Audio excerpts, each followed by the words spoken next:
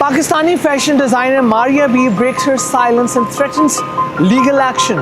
Maria B has fired back after digital personality Mehram Moizawan accused her husband of sending inappropriate messages on a dating app, calling the allegations false and manipulated. Maria B took to social media with a strong warning. She said posting edited or fake content online is a crime and announced that legal action could be taken against those spreading the claims, including media outlets, journalists sharing unverified reports. The controversy has quickly gone viral, sparking heated debate online. Many social media users have come out in support of Maria B, praising her for speaking out. This comes as the designer was already in the spotlight after appearing before the National Cybercrime Investigation Agency in another case linked to a social media post about the transgender community. For now, the drama continues to unfold and the internet is watching closely. Mehram Moizawan is yet to respond to Maria B's warning. Whose side are you on, Maria B or Mehram Moizawan? Do let us know in the comments.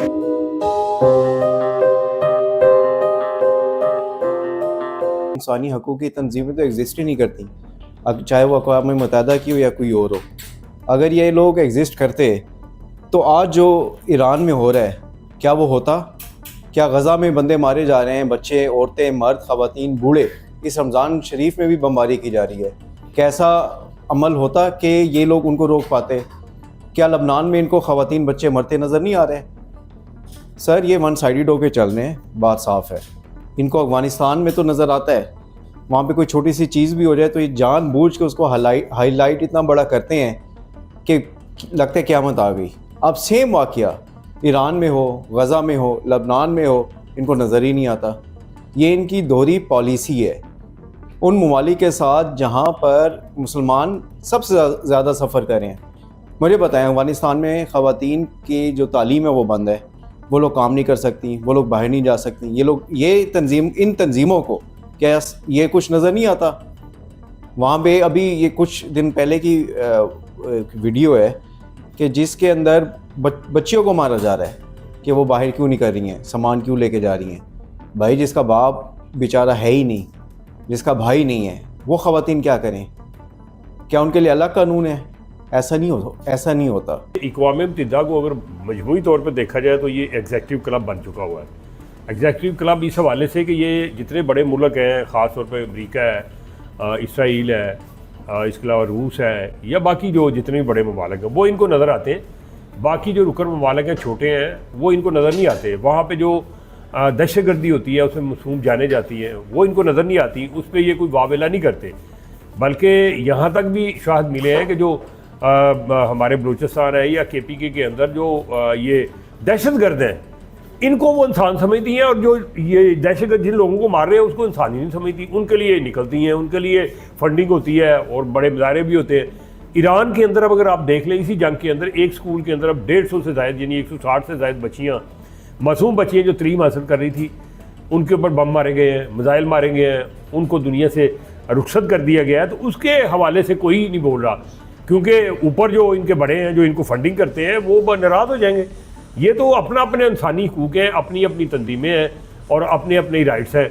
मैं नहीं समझता कि ये कोई इंसानी हकूक़ की जो तंजीमें हैं, इनको अगर देखा जाए मजमूई तौर पे तो इनको पूरी दुनिया नज़र आती है।